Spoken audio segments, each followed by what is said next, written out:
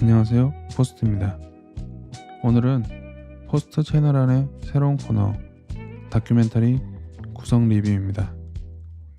다양한 다큐멘터리의 구성을 분석하고 새롭게 다큐멘터리의 의미에 대해서 이야기하는 콘텐츠입니다.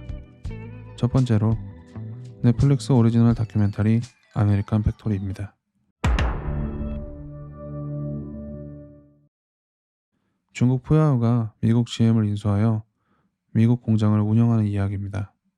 이 작품은 2020년 미국 아카데미 장편 다큐멘터리상, 2019년 선댄스 영화제 감독상을 받았습니다. 전직 오바마 대통령이 퇴임 후 제작을 한 걸로도 유명하죠. 자, 그럼 본론으로 들어가겠습니다. 아메리칸 팩토리는 미국 오하이주 데이턴 GM 공장이 문을 닫고 중국 푸야오가 공장을 인수하여 미국 노동자를 고용하는 곳에서 영화는 시작됩니다. 영화는 이 공장의 새로운 변화를 촬영하고 있습니다. 구성을 살펴보면 크게 GM의 폐쇄, 푸야오의 인수, 미국 노동자와 중국 노동자 간의 갈등, 미국과 중국 문화의 차이를 기반하여 이야기는 흘러갑니다. 그리고 메인 갈등으로는 노조 결성에 대한 이야기를 다루고 있습니다. 바닥에 깔린 서브 구도는 중국과 미국이라는 거대한 경제 대국에 대한 병치 구조가 이어져 있는데요. 이거는 전 세계 사람들이 다큐멘터리를 봐도 공감할 수 있는 매우 중요한 구조인 것 같습니다. 그리고 그 안에서 노동자 간의 갈등을 이야기하며 이야기의 스토리 라인을 잡아가고 있습니다.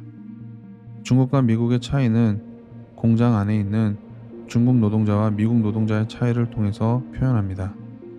또한 두 집단의 갈등이 단순히 누가 옳다는 입장을 말하지 않고 두 집단의 차이를 이야기하면서 감독은 여기를 통해서 무엇인가 말하고자 하는 메시지를 계속 이어나갑니다. 겉으로 보기에는 마치 중국의 문화를 비판하는 것 같지만 자세히 보면 중국의 문화 그대로를 보여주고 있기도 합니다.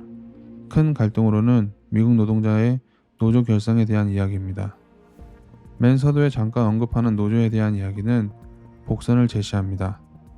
갈등의 클라이막스에 노조 결성에 대한 찬반 투표로 앞과 뒤의 이야기가 대칭을 이루고 있습니다.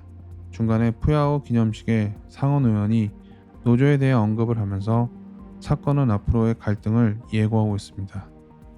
결국 미국 사장은 해고되고 중국 사장이 새로 취임하면서 노조 결성에 대한 반대 전략이 실행됩니다. 임금 인상과 기업 생존이라는 관점으로 노조 결성에 대한 대칭 구조를 이루고 있죠. 영화는 한쪽을 비판하는 것 같으면서도 중립성을 지키면서 또 다른 자신의 메시지를 전달하려고 노력합니다. 감독은 미국 노동자들이 이야기하는 작업 환경과 노동자 인권 문제에 대해서 노조 결성 투표로 그 스토리를 이어나갑니다. 하지만 결국 GM 대우가 문을 닫았듯이 기업의 생존이 우선시되는 현실 속에서 노조 결성은 결국 이상적인 것이 아니냐는 관점도 보여줍니다. 노조 결성이 반대 의견에 부딪혀 이루어지지 않았기 때문이죠. 그러나 감독은 이것이 정말 정답인지 관객들에게 의문을 제기합니다.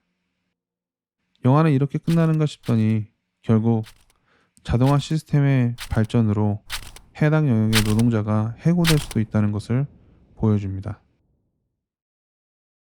아메리칸 팩토리는 제목처럼 미국 공장입니다. 아메리칸 팩토리.